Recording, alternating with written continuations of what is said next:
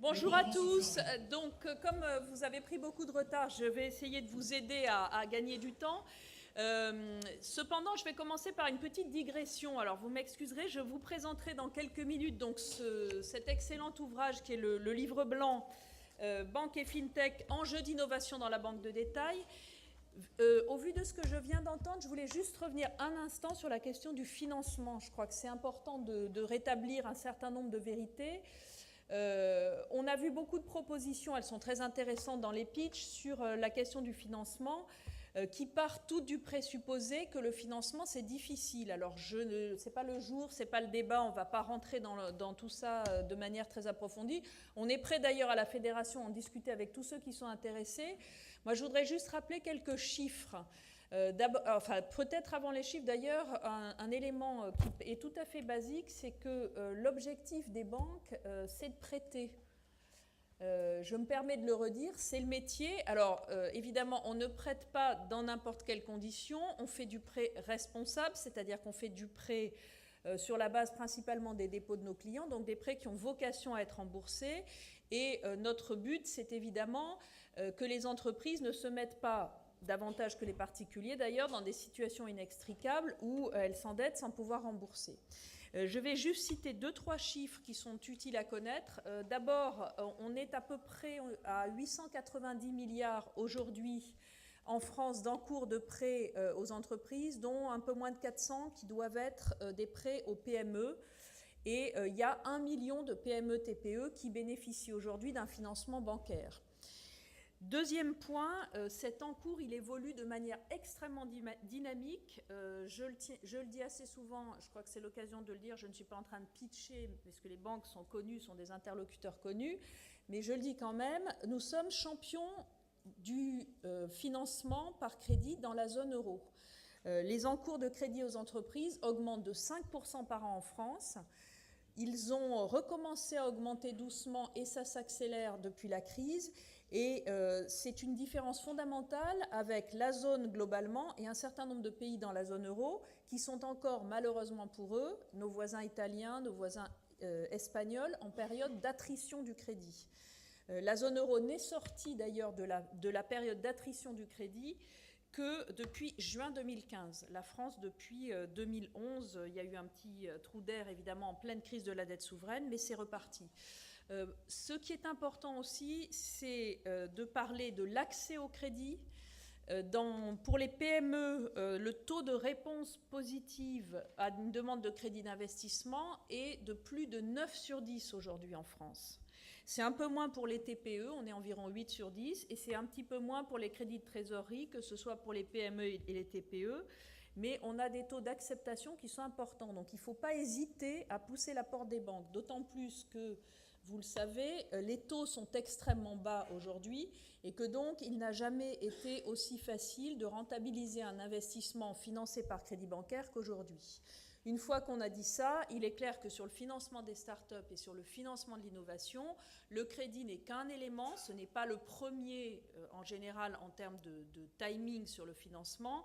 Il y a la question des fonds propres et là, effectivement, nous sommes dans un univers qui n'est plus tellement bancaire, même si beaucoup de mes adhérents ont gardé des fonds d'investissement, notamment au niveau régional, puisque la réglementation, depuis de nombreuses années, a poussé les grands investisseurs institutionnels que sont les banques, aujourd'hui les assurances d'ailleurs, à sortir de ce métier des fonds propres. C'est peut-être un peu dommage, mais c'est une bonne leçon collective, c'est qu'effectivement, quand on a des grands débats réglementaires, il faut en anticiper les effets et que c'est vrai que peut-être à l'époque, n'a-t-on pas suffisamment vu ce qui allait se passer, notamment en Europe, avec le retrait programmé des grands investisseurs institutionnels. Heureusement, il y en a d'autres qui prennent le relais. Ce sont les fonds, ce sont aujourd'hui les assureurs, tant que la réglementation le leur permet.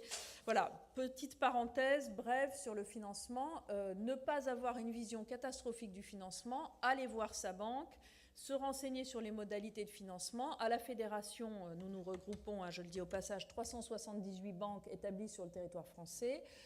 Nous faisons tout ce que nous pouvons pour faire de la pédagogie sur la façon la plus simple, la plus rapide et la plus accessible d'accéder au financement. Par parenthèse, au-delà des chiffres, il y a aussi des engagements très concrets qui ont été pris par mes adhérents sur les délais de réponse au crédit, sur les explications au cas de refus de crédit. Souvent, un refus de crédit peut être mal vécu. C'est aussi une occasion souvent de reconsidérer le projet et de le rebâtir. Donc, il ne faut surtout pas hésiter à aller voir sa banque. C'est mon message numéro 1. Si vous le retenez, ça sera déjà une bonne chose. Alors maintenant, nous allons venir au vif du sujet. Donc, pardon de cette parenthèse, mais je pense qu'elle était un petit peu nécessaire. Donc, le livre blanc « Banque et FinTech, enjeux d'innovation dans la banque de détail ». Alors, de quoi s'agit-il ? Vous avez eu l'occasion d'échanger avec les représentants du pôle de compétitivité, je pense, en début de matinée, si j'ai bien vu le programme. Donc, vous savez que le pôle de compétitivité finance innovation, qui regroupe les 6 grandes filières financières au sens large de la place de Paris, s'est engagé depuis quelques années dans un grand travail qui vise notamment à développer l'innovation et la FinTech en France, et que toutes les filières se sont lancées dans ce travail-là. Je parle aujourd'hui de celle que je connais, qui est la filière banque. Donc, nous avons, avec le pôle de compétitivité, lancé un gigantesque brainstorming qui s'est traduit par ce travail que je conseille à tout le monde de lire et de consulter, et qui a reçu de notre part, à la Fédération bancaire française et de la part de nos adhérents, un soutien très important. Pourquoi ? Parce que les banques françaises, d'abord, ont une tradition et un ADN très marqués par l'innovation. Ce sont aujourd'hui, je ne l'apprends à personne ici, des acteurs digitaux. Vous avez tous 1, 2 ou 3 applis de votre banque ou de vos banques sur vos smartphones. Peu d'entre vous vont se précipiter à leur agence bancaire pour consulter leur solde bancaire, ce que vous faites sans aucun doute depuis votre ordinateur, votre smartphone là aussi. Donc, les banques sont aujourd'hui des acteurs du digital. Elles sont aussi très intéressées, très actives, très engagées dans l'écosystème qui s'est développé à Paris. C'est une de nos forces sur la place de Paris. C'est d'ailleurs pour cela que le pôle de compétitivité Finance Innovation, qui est adossé à l'organisation Paris Europlace, s'est beaucoup investi dans cette question. Donc nous avons cet écosystème qui est extrêmement créatif et qui associe à la fois les grands acteurs traditionnels, ma paroisse pour laquelle je prêche, la banque, mais aussi les assurances, les asset managers, la filière immobilière. Donc ces grands acteurs qui sont eux-mêmes en pleine évolution dans le monde digital et qui, assez naturellement pour ce qui concerne la banque, exercent un rôle de chef de file, d'orientateur de la filière. C'est un peu l'esprit dans lequel a été fait ce travail au sein du pôle de compétitivité, donc je continue la publicité. Ce n'est pas le seul, d'ailleurs, univers dans lequel nous nous sommes investis à la Fédération en matière d'accompagnement, de dialogue avec la FinTech, puisque vous connaissez sans doute notre filiale Revue Banque, qui remet depuis 2 ans un prix de l'innovation. Nous avons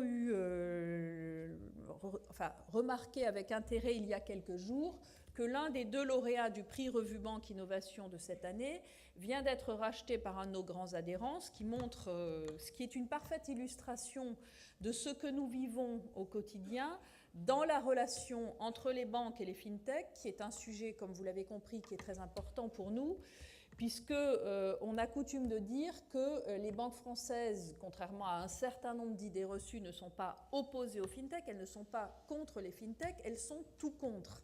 Elles sont tout contre parce qu'elles développent des partenariats avec les fintech, parce qu'elles ont toutes mis en place des labs, villages, incubateurs, selon les noms, et le foisonnement concurrentiel est là, bien présent, donc pour offrir des espaces d'accueil aux fintech, qui ne sont évidemment pas que des espaces d'accueil physiques, c'est aussi l'occasion de dialoguer avec les conseillers bancaires, avec les représentants des banques, et de tester les innovations. Donc une relation qui est très riche, qui s'est traduite donc très concrètement dans le travail du pôle de compétitivité que je salue aujourd'hui, Jean-Hervé Lorenzi, son président, et Joël Durieux, que j'ai croisé tout à l'heure, qui est là-bas, et qui a évidemment joué un rôle tout à fait fondamental dans l'élaboration de ce livre blanc, que nous avons d'ailleurs présenté de manière plus détaillée, je ne sais pas si certains d'entre vous étaient présents, il y a 3 semaines, à la Fédération bancaire française, aux côtés de quelques personnes qui sont venues présenter les innovations qui y sont décrites. Donc de quoi s'agit-il? Eh bien, au travers de ce gigantesque brainstorming qui a duré pendant plusieurs mois, qui a associé des gens très différents, les banques évidemment, les fintechs, mais aussi des chercheurs, des consultants. Il s'agissait d'identifier, selon la démarche qui est maintenant assez cadrée au sein du pôle, des domaines d'innovation.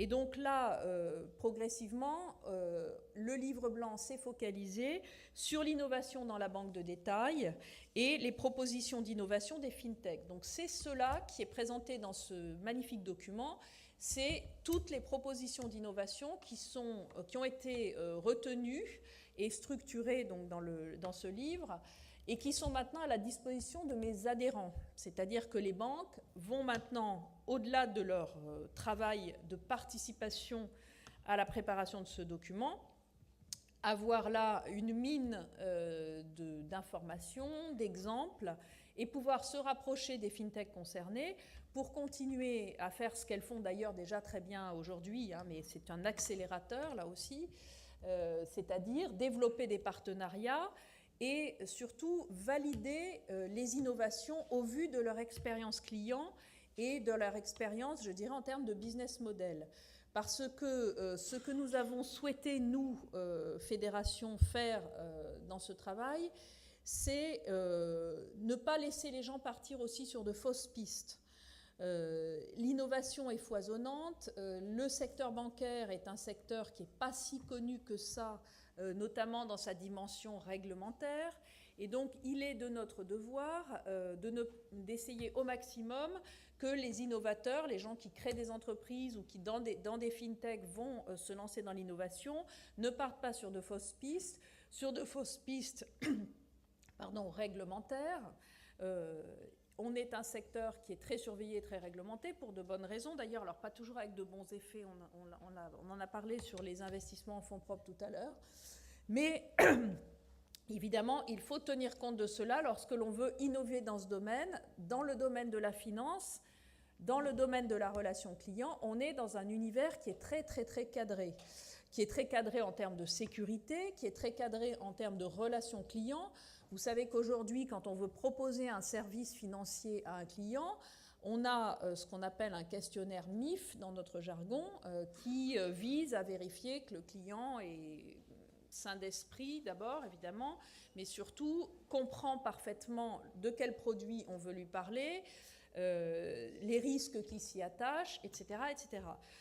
Tout ceci est de plus en plus standardisé. Alors on le regrette un peu parce que, évidemment, l'ADN des banques françaises est un ADN de proximité. Vous savez qu'on a un réseau qui est extrêmement présent de la part de tous nos grands adhérents sur le territoire.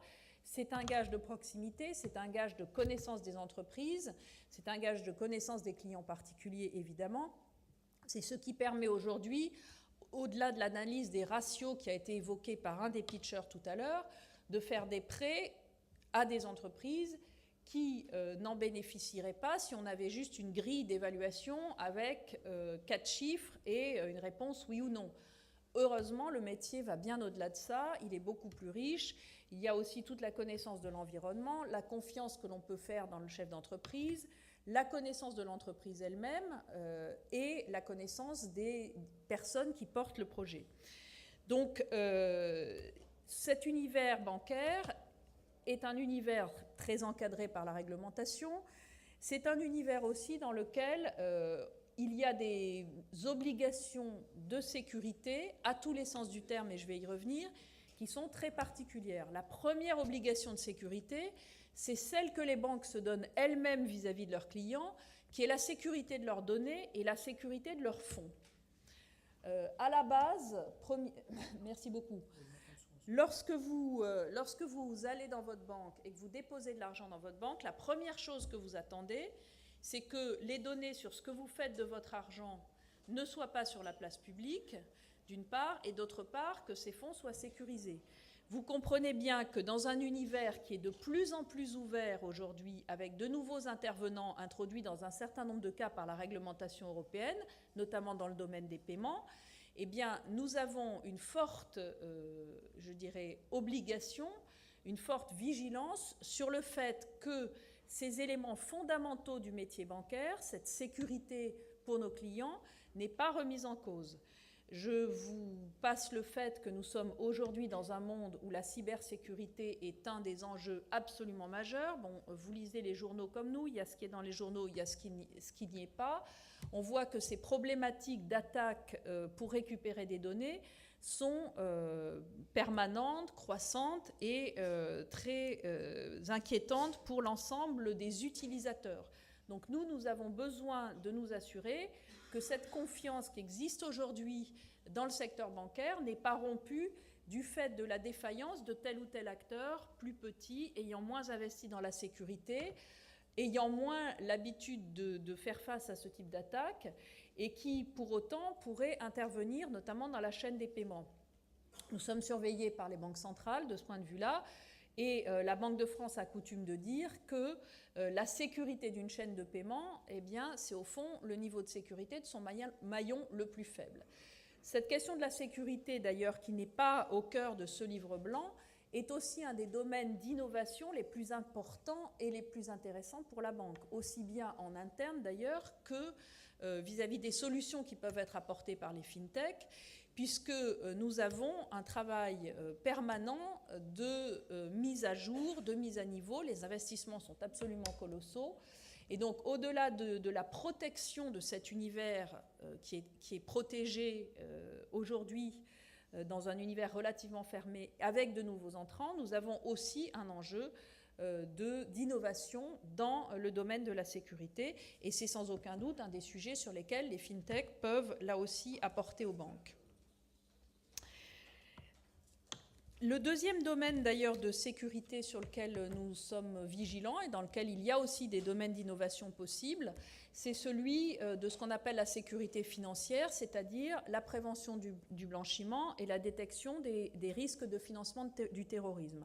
Ce n'est pas le sujet du colloque aujourd'hui, je dis simplement que pour le secteur financier, c'est évidemment, et pour toute la société d'ailleurs, donc pour le secteur financier, un des sujets majeurs que nous avons à traiter et sur lequel, évidemment, nous sommes là aussi très intransigeants lorsque l'on modifie l'univers bancaire et l'univers des paiements, au risque de temps en temps de ne plus trop savoir où passent les fonds et de ne plus pouvoir les suivre, ce qui crée un risque collectif et un risque d'image et de confiance assez général sur lequel nous sommes très vigilants. Pour revenir maintenant sur le livre blanc, donc, il a été élaboré avec 300 personnes qui ont travaillé. Donc, ça a été, comme je le disais tout à l'heure, un gigantesque brainstorming. 300 décideurs de l'univers de la banque, des fintechs, des chercheurs, qui ont été réunis pour réfléchir à la banque de détail de demain et l'innovation dans la relation client. 20 domaines d'innovation prioritaires ont été identifiés, avec comme objectif donc d'impulser des projets collaboratifs innovants portés par les startups, fintech, insurtech, les grands groupes, les académiques, pour répondre à ces grands enjeux de la digitalisation du monde bancaire. Deuxième objectif, encourager la coopération entre les fintechs et les grands groupes bancaires. Je crois l'avoir exposé de manière suffisamment longue pour ne pas y revenir. Et enfin, poursuivre la dynamique de transformation digitale de la filière banque. Les propositions donc, qui sont dans ce livre blanc sont autour de 6 axes stratégiques. Premièrement, le conseil et l'offre digitalisée, enrichir le rôle du conseiller bancaire face à l'évolution à la fois de la demande des clients et les multiples offres qui se développent autour du secteur bancaire. Deuxièmement, ce que l'on appelle en beau français l'empowerment client, c'est-à-dire un client mieux informé, comment renouveler l'expérience client face à cette évolution du client qui s'informe, comme tout le monde, comme nous tous sur Internet, avant d'aller voir son conseiller bancaire ou de lui téléphoner ou de lui envoyer un mail ou de lui envoyer un SMS. Et ça, c'est tout l'enjeu, évidemment, de l'évolution multicanale dans la banque qui est engagée depuis de nombreuses années. Je n'y reviens pas. Troisièmement, les enjeux de confiance, de sécurité et de données. Je l'ai présenté et c'est pour nous un axe absolument majeur. Nous sommes dans l'obligation de nous adapter en permanence de ce point de vue-là. L'économie collaborative, les risques et la réglementation, on en a un petit peu parlé. Et enfin, les collaborateurs et les ressources humaines, ça aussi c'est un enjeu absolument fondamental. Nous sommes engagés dans le cadre du pacte de compétitivité sur un grand travail dans ce domaine avec les syndicats du monde bancaire, qui se traduit à la fois par la mise en place d'un socle de formation numérique pour toutes les personnes qui travaillent dans les banques, et deuxièmement, par la volonté d'avoir une étude prospective sur l'évolution des métiers dans le monde bancaire à l'heure du digital et des autres grands bouleversements qui concernent le secteur. Bouleversement réglementaire, je ne vais pas vous embêter avec le comité de Bâle, mais sachez que c'est un sujet absolument majeur pour nous. Et univers financier un peu atypique, je dis un peu avec une certaine ironie, avec un univers de taux bas qui pour la banque est évidemment un challenge absolument majeur. Donc, qu'allons-nous faire maintenant, puisqu'au fond c'est ça qui peut-être intéresse les représentants des FinTech. Sur la base de ce travail, mes adhérents vont se pencher sur ces innovations. Ils l'ont déjà en partie fait. Comme nous l'avons dit, les partenariats sont permanents. Ils vont parfois jusqu'à des rachats ou des alliances capitalistiques. Les banques vont regarder ces innovations et essayer autant que faire se peut d'orienter les FinTech de façon à ce qu'elles elles innovent, je dirais, dans des domaines qui intéressent vraiment les clients, qui ont un business model, parce que je pense que c'est un des enjeux majeurs dans le monde digital bancaire comme dans tout l'univers numérique, c'est au fond comment est-ce qu'on rentabilise, comment est-ce qu'on gagne de l'argent dans un domaine où très souvent les clients s'attendent à la gratuité parfaite de tout service, même si derrière il y a des investissements colossaux, et où les entreprises qui se créent ont besoin, évidemment, c'est une des conditions d'ailleurs de l'accès au financement, d'avoir un business case qui tienne la route. Donc c'est dans ces deux domaines que les banques peuvent évidemment jouer un rôle majeur sur la base de ces propositions pour dire ce qui les intéresse, ce qui leur paraît correspondre aux attentes de leurs clients, qu'elles connaissent évidemment parfaitement, et ce qui peut se faire dans un univers sécurisé et dans un univers viable économiquement et financièrement. Donc c'est ce vers quoi maintenant va s'orienter ce travail. Je pense qu'il est souhaitable que tout le monde puisse prendre connaissance de ce livre. Donc je crois avoir vu, Joël, qu'il est à la disposition des participants à l'entrée. Donc je conclurai simplement en rebrandissant cet excellent ouvrage, en vous encourageant tous à en prendre connaissance et en vous rassurant sur le fait que les banques françaises ne sont pas, tapis dans une caverne en espérant que jamais les FinTech n'en trouveront l'entrée, mais bien au contraire, au grand jour, au grand air, comme partenaires d'un dialogue, comme partenaire de l'innovation, comme partenaire de la validation de la viabilité des innovations qui sont proposées, et aussi, j'y reviens, comme partenaire financier. Partenaire financier parce que notre intérêt, encore une fois, en tant que banque, c'est de voir des entreprises nouvelles se développer, de pouvoir investir en prêtant, en étant le premier financeur et demain être identifié comme un partenaire de long terme et fiable, Je me rends très régulièrement, pour ce qui me concerne, dans nos comités territoriaux sur le terrain. C'est toujours très intéressant de voir des entreprises qui expliquent que ben voilà, maintenant elles ont un tour de table avec 5 ou 6 banques, parfois aussi des nouveaux moyens de financement, mais que dans le tour de table, il y a toujours la première banque qui était venue au départ quand l'entreprise s'est créée ou quand elle a eu besoin d'investir. C'est toute la richesse de cette relation entre les banques et les entreprises que nous souhaitons maintenir et avec les innovations clients qui sont sur la table aujourd'hui, qui sont à l'œuvre dans les banques, qui seront à l'œuvre demain grâce à cet univers très créatif de la FinTech, eh bien, nous espérons nous maintenir dans cet état d'esprit d'innovation, de créativité et de valeur ajoutée pour le financement du pays. Merci à tous de votre attention.